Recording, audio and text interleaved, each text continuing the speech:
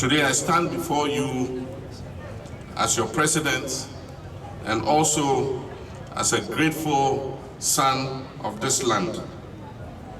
I'm humbled by your unwavering faith in my leadership and the leadership of the great National Democratic Congress. Our gathering here in Goso is an expression of gratitude, solidarity, and the shared purpose of resetting our nation. Let me begin by extending my sincere thanks to the gallant people of the Ahafo region for the resounding support you gave us during the 2024 general elections. The NDC won 5 of 6 parliamentary seats, and we secured over 52.3% of the presidential vote. I wish to say thank you, and in Twi language, Medamosepa Nyamishramu.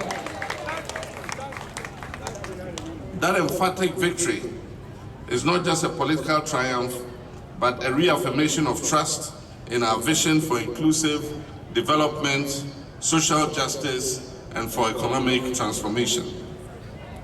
From the cocoa growing towns of Mim and Goso to the mining enclaves of Kenyase and Ntotroso, from the agricultural heartlands of Hridium and Acherensia to the educational hubs of Bichim and Yamfo, your voices were heard loud and clear on December 7th, 2024. And your votes have strengthened our resolve to deliver the development that you require.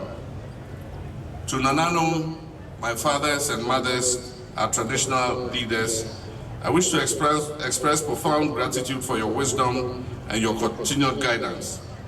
You remain the custodians of our heritage and enablers of peace and development, and we pledge to deepen collaboration with traditional authorities across the Ahafo region to advance good governance and community development.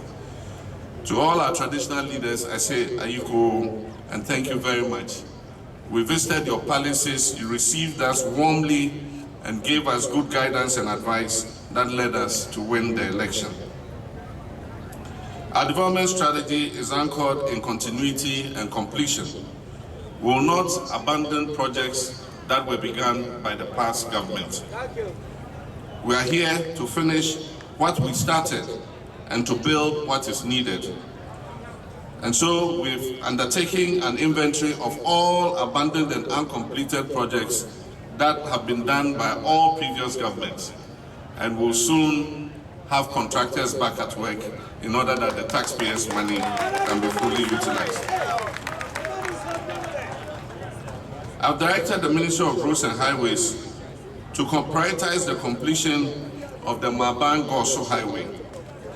This is a crucial link for mobility and trade across the region, in addition to the urban roads in Goso, Kenyase, and Acherensia. These town roads will be upgraded to support urban growth and improve transport safety. And as part of the NDC's flagship Big Push infrastructure program, we will deliver on the following routes that we have targeted: Acherenswa and Ntotroso Atronie Sunyani Highway, Min Kasapeng and Bediakuka 16 roads, Kukwom to Sankori Road, Gambia number 1 Tremasu Road, which was initiated in 2016 and later abandoned. For once, I'm determined to see this road completed. This is a road that has existed since the Rawlings administration. And somebody says, no government or no president can come and complete it. And I said they were telling lies. So I made Kofi Joe go on that road. He did the road, he surfaced it and everything, put the first coat of bitumen on it, and we left office. Today, if you go and see that road, it has deteriorated again. But I can assure you that before I leave office in 2028, that road will be completed.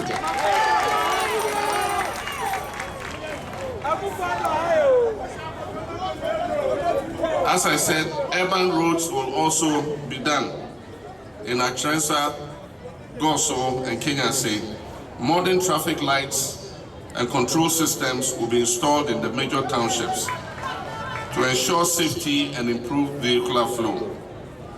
As captured in the NDC 2024 manifesto and again in the 2025 budget, one of our cardinal priorities is universalizing healthcare through the MAHAMA Cares program. Our comprehensive healthcare reform program that will take care of non-communicable diseases.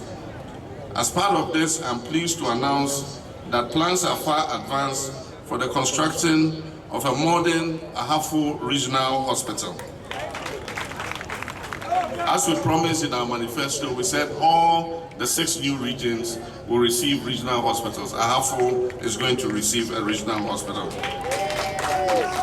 This facility will be a referral center with specialist services in maternal and child health, surgery, diagnostics, and emergency care. The new Ahafo Regional Hospital will make it not necessary for people to travel all the way to Kumasi to Komfo Anoche Teaching Hospital.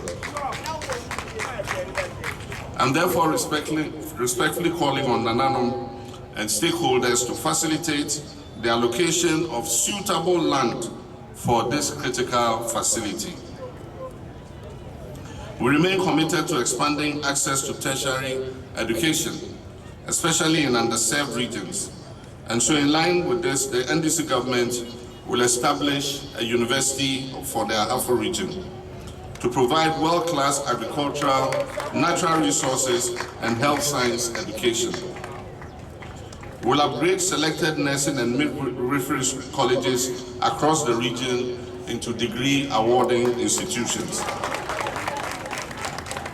And we'll continue the distribution of buses to SHSs and health training institutions to support academic operations. So for the nursing training colleges that haven't got buses yet, don't worry, your buses will come. And the senior high schools do the same. We're also completing the TVET Regional Directorate Office Complex in Kenyase, which will enhance technical education and support youth employment. In line with our 24-hour economy strategy and accelerated rural industrialization program, we'll distribute agro-processing equipment to cooperatives and farmer groups across Ahafo. Cocoa, plantain, cassava, and oil palm will be prioritized for local processing. These interventions will add value to farm produce, create decent rural jobs, increase household incomes, and position Ahafo as a key agro-industrial region. We'll also facilitate the establishment of cottage industries in partnership with local entrepreneurs and diaspora investors. In response to calls from chiefs and opinion leaders, the government will set in motion a review mechanism for the current local governments with a view of expanding or strengthening them to better perform their functions. This will bring governance and services closer to the people. Under the NDC, a special initiative spearheaded by Her Excellency the Vice President, Professor J. Nana Opoku-Agyeman, selected markets across the country are to be reconstructed. A modern market is targeted for Kenya's community with facilities such as cold stores, daycare centers, sanitation units, and parking lots. Similar markets are to be developed in other towns to support local commerce, especially for women traders and small businesses. Ahafo has fertile lands, and it therefore positions it as a key player in our Feed Ghana program, which seeks to transform Ghana's agriculture into a robust, modern, and export-driven sector.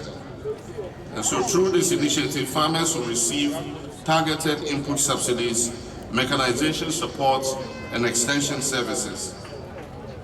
Warehouses and irrigation infrastructure will also be improved, and young entrepreneurs will be supported in agro-processing through access to financing and training.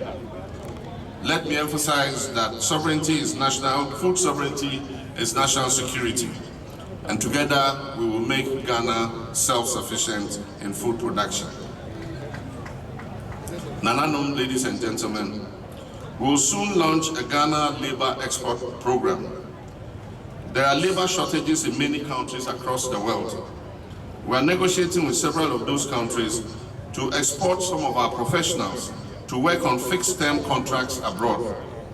This will include agricultural workers, construction workers, electricians, welders, mechanics, health workers, chefs and caterers, drivers, machine operators, warehouse supervisors, among others.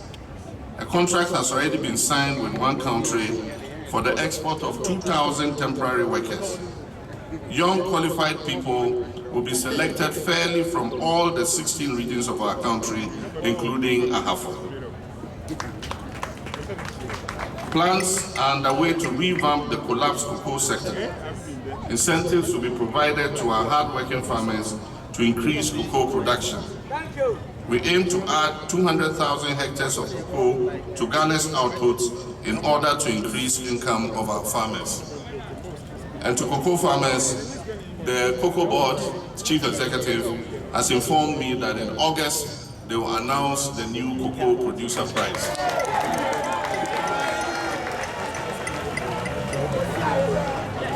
And I can assure you, the price is going to be a very, very, very good price.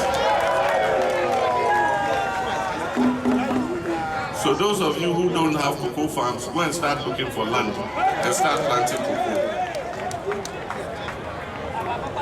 Ladies and gentlemen, we're also arranging with the Comptroller and Accountant General's Office to commence the payment of allowances to Assembly members. This will incentivize them to carry out their mandate effectively.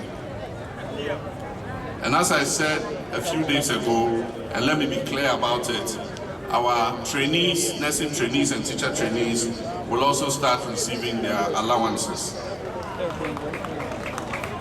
The allowances will be paid monthly through the Accountant General's Department, and we shall pay them the arrears from January 2025 to the date that we start paying.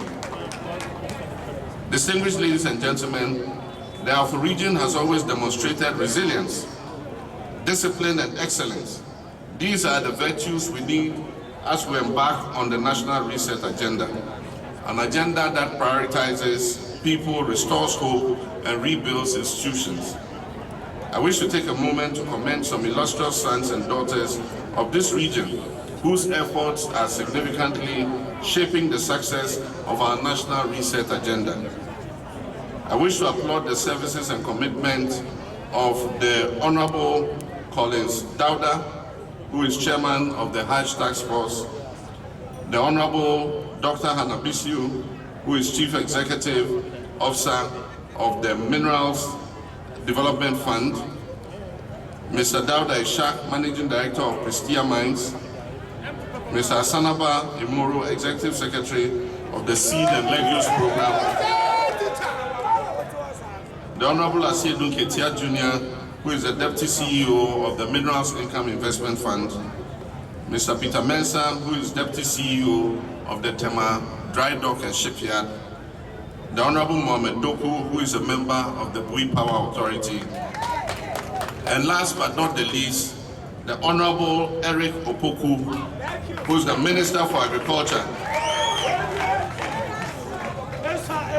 in charge of food production and the feed program, and not to forget about the Honorable Charity Gardner, our hardworking Ahafo Regional Minister.